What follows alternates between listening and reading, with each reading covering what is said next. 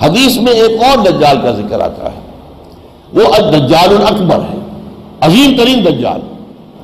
وہ خدائی کا دعویٰ کرے گا اور اس کے پاس اتنی قوت جمع ہو چکی ہوگی، تمام جو قواعد طبعیہ ہیں، جو فورسز آف نیچر، ان سب پر اس کو اتنا تسلط حاصل ہو جائے گا کہ وہ خدائی کا دعویٰ کرے گا۔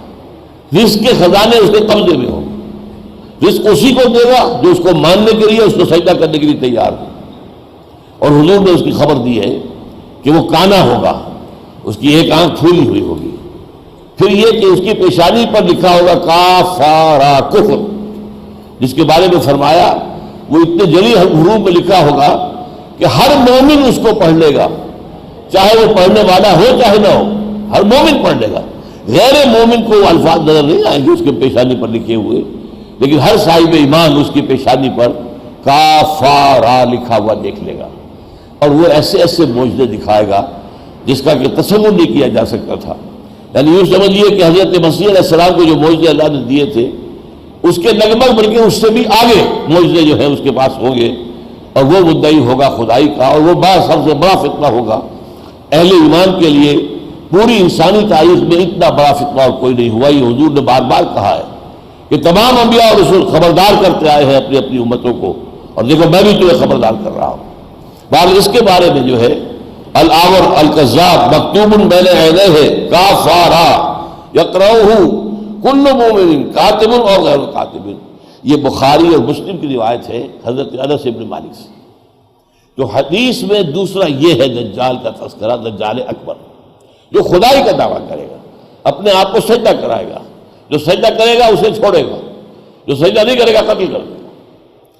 تیسرا ذکر جو احادیث میں آتا ہے دجال کے حوالے سے، وہ سورہ کہف کے ساتھ اس کا ایک تعلق ہے۔ حضور نے فرمایا جو شخص سورہ کہف پڑھتا رہے گا وہ دجالی فتنے کے اثرات سے محفوظ رہے گا۔ یہ 4 صحابہ سے یہ روایات مروی ہیں، عبداللہ ابن عمر رضی اللہ تعالیٰ عنہ، عبداللہ ابن عباس رضی اللہ تعالیٰ عنہ، حضرت ابو سعید الخدری رضی اللہ تعالیٰ عنہ، ابو الدرداء رضی اللہ تعالیٰ عنہ، اور 6 کتابوں میں، حدیث کے 6 مجموعے میں یہ موجود ہے، مسلم شریف میں، ابو داؤد میں، ترمذی میں، نسائی میں، احمد میں، بہقی میں۔ اب بعض میں تو یہ ہے کہ شروع کی آیات جو ہیں سورہ کہف کی، جو ان کا التزام کرے گا، ان سے محبت کرے گا، انہیں پڑھتا رہے گا، وہ دجالی اثرات سے، فتنے سے محفوظ رہے گا۔ بعض میں ہے جو آخری آیات کا ورد کرتا رہے گا، بعض میں ان دونوں کو جمع کیا گیا، ابتدائی آیات اور آخری آیات، اور بعض میں پوری سورت کا۔ اور یہاں تک فرمایا گیا کہ جو شخص جو ہر جمعے کو سورہ کہف کی تلاوت کرے گا، وہ اس جمعے سے لے کر اگلے جمعے تک کے لیے اس کو اللہ تعالیٰ ایک نور عطا کر دے گا، جس کی روشنی کی وجہ سے وہ دجال کے فتنے سے محفوظ رہے گا۔ عن ابی سعید الخدری رضی اللہ عنہ ان النبی قال صلی اللہ علیہ وسلم من قرأ سورۃ الکہف فی یوم الجمعۃ اضاء له النور ما بین الجمعتین، دونوں جمعوں کے درمیان جو وقت ہے اس میں اللہ تعالیٰ انہیں ایک نور عطا کر دے گا۔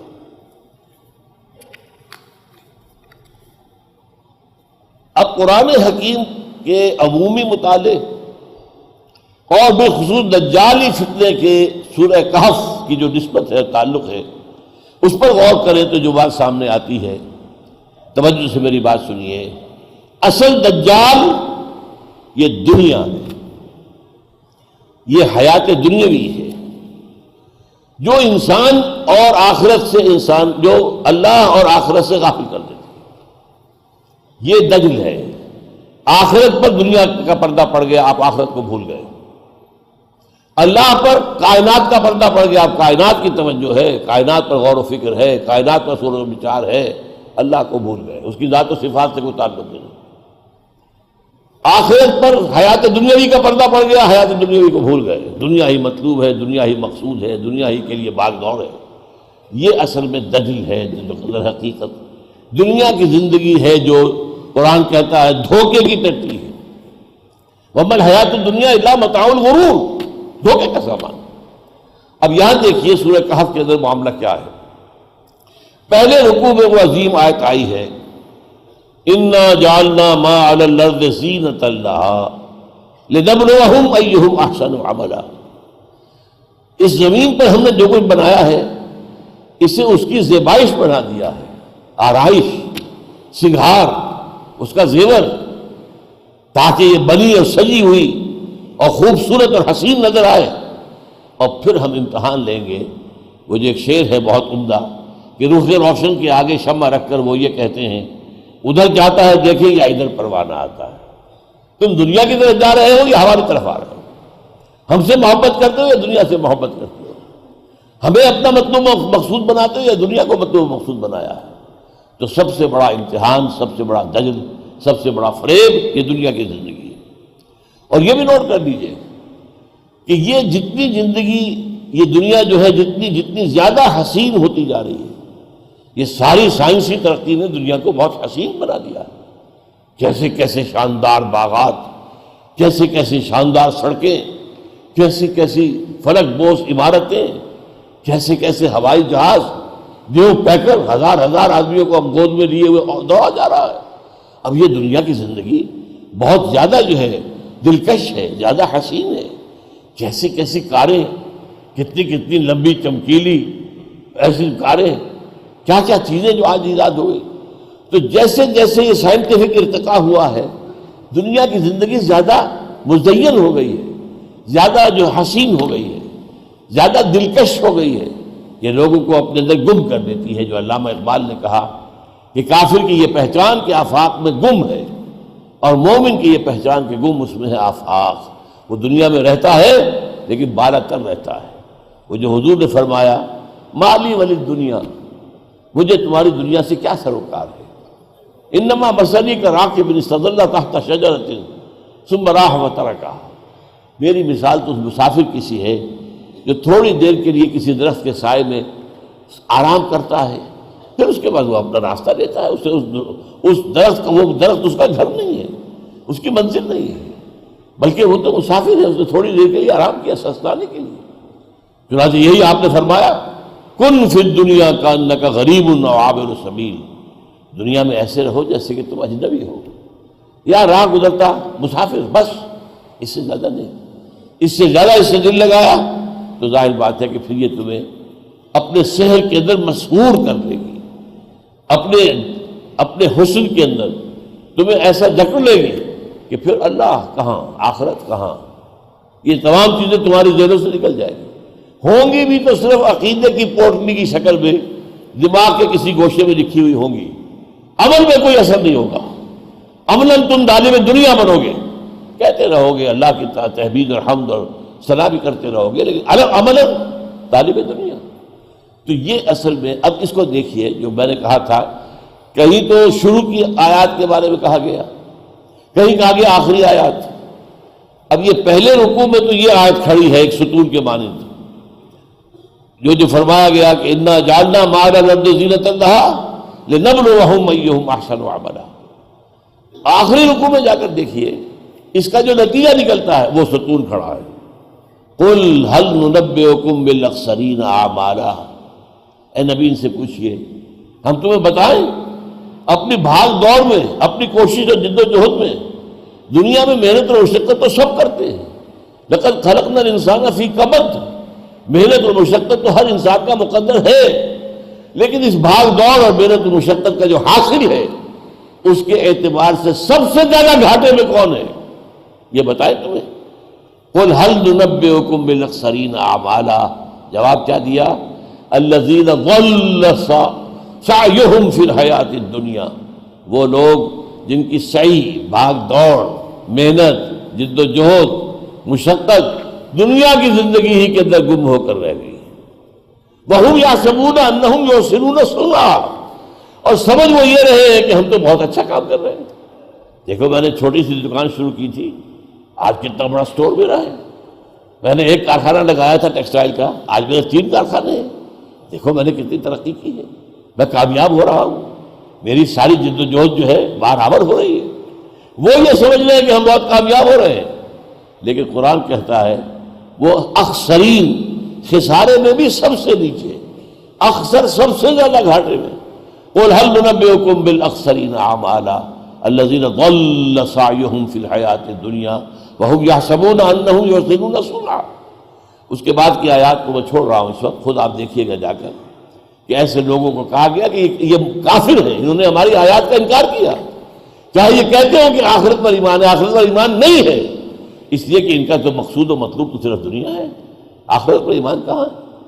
اولئک الذین کفروا بآیات ربہم ولقائہ فحبطت اعمالہم، چاہے انہوں نے کچھ یتیم خانہ بنا دیا، کوئی اور کام اچھا کر دیا، یہ اعمال اللہ کی نگاہ میں کوئی وقت نہیں رکھتے، جبکہ ان کا مطلوب و مقصود اللہ نہیں، آخرت نہیں، بلکہ یہ دنیا بن گئی ہے۔ اب دیکھیے یہ جو پہلا رکوع انا جعلنا ما علی الارض زینۃ لنبلوہم ایہم احسن عملا، آخری رکوع قل هل ننبئکم بالاخسرین اعمالا الذین ضل سعیہم فی الحیاۃ الدنیا وہم یحسبون انہم یحسنون صنعا۔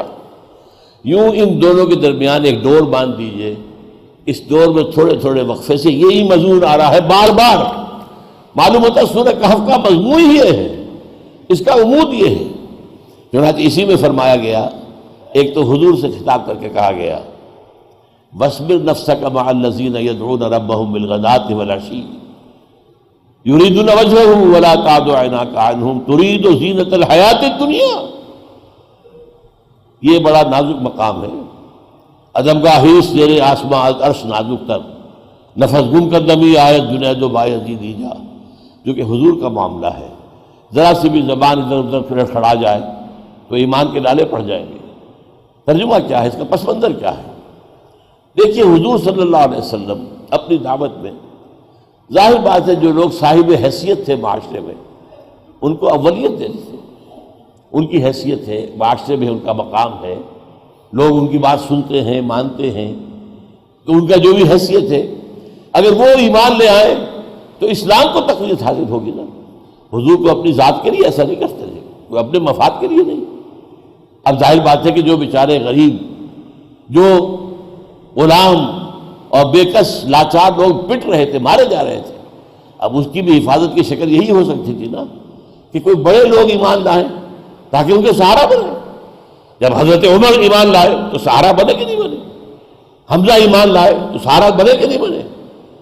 اس وجہ سے حضور کی جو توجہ ہوتی تھی ان صاحب حیثیت لوگوں کی طرف، اس کا ایک لازمی اثر یہ ہوتا تھا کہ جو غرباء تھے، غرباء صحابہ، فقراء صحابہ، ان میں ایک احساس محرومی کا پیدا ہوتا تھا کہ حضور کی التفات، حضور کی توجہ، حضور کی عنایت ان لوگوں کی طرف زیادہ ہے، ہماری طرف نہیں۔ اس میں یہ خیال پیدا ہو سکتا تھا، شیطانی وسوسہ، کہ شاید حضور کو بھی دنیاوی دولت اور دنیاوی حیثیت ہی کی اہمیت ہے آپ کے نزدیک۔ یہ کبھی ہے، اس کو کہا حضور نے ایسا مت کیجیے، اللہ نے کہا وَلَا تَعْدُ عَيْنَاكَ عَنْهُمْ وَاصْبِرْ نَفْسَكَ مَعَ الَّذِينَ يَدْعُونَ رَبَّهُمْ بِالْغَدَاةِ وَالْعَشِيِّ۔ اے نبی اپنے آپ کو تھامے رکھیے، روکے رکھیے ان لوگوں کی صحبت میں کہ جو اپنے رب کو پکارتے ہیں، صبح شام ذکر کرتے ہیں۔ وَلَا تَعْدُ عَيْنَاكَ عَنْهُمْ، ان کی طرف سے اپنی نگاہوں کو ہٹا کر یہ دولت مندوں کی طرف نہ کیجیے، ترید زینت الحیات الدنیا، تاکہ کہیں یہ گمان پیدا نہ ہو جائے۔ لفظی ترجمہ تو یہ بھی ہوگا کہ کیا آپ طالب بن گئے ہیں دنیا کی زینت کی؟ لا حول ولا قوت، یہ ترجمہ ہم نہیں کریں گے۔ یہ وسوسہ پیدا ہو سکتا ہے کسی کے دل میں کہ شاید حضور کی نگاہ میں بھی یہ دنیاوی دولت اور حیثیت جو ہے اسی کا مقام ہے، تو روکا گیا۔ ترید زینت الحیات الدنیا انا جعلنا ما علی الارض زینۃ اللہ، اور آگے چلیے المال والبنون زینت الحیات الدنیا والباقیات الصالحات خیر عند ربک ثوابا وخیر املا۔ یہ مال اور بیٹے یہ دنیا کی زندگی کی زیبائش اور آرائش ہے، خیر اور اللہ تعالیٰ کی نعمت وہ تو وہ نیک اعمال ہیں، باقیات الصالحات جو باقی رہیں گے، آخرت میں ساتھ جائیں گے، اور انہیں سے زیادہ توقع بھی ہو سکتی ہے کہ وہ تمہارے جو ہے آخرت کے اندر تمہاری نجات کا ذریعہ بنیں گے۔ اس کے علاوہ بھی آپ پورے قرآن میں دیکھیے وَمَا الْحَيَاةُ الدُّنْيَا إِلَّا مَتَاعُ الْغُرُورِ، کئی دفعہ آیا دنیا کی زندگی جو ہے وہ سوائے دھوکے کی ٹٹی کے کچھ نہیں ہے، یہ تمہیں اللہ سے دور کرتی ہے، اللہ کو بھلا دیتی ہے، تمہاری ساری نگاہوں میں اندر ساری حیثیت اور ساری اہمیت دنیا کی ہو جاتی ہے، تم دنیا کے غلام بن کے رہ جاتے ہو۔ جیسا کہ فرمایا گیا تیس عبد الدینار و عبد الدرہم، ہلاک ہو جائے درہم و دینار کا بندہ، تم روپے پیسے کے غلام بن جاتے، تو وہ تمہارا معبود بن جاتا ہے روپیہ پیسہ۔ اسی طرح فرمایا وَمَا الْحَيَاةُ الدُّنْيَا إِلَّا لَهْوٌ وَلَعِبٌ، یہ دنیا کی زندگی تو کھیل کود کے سوا کچھ نہیں ہے۔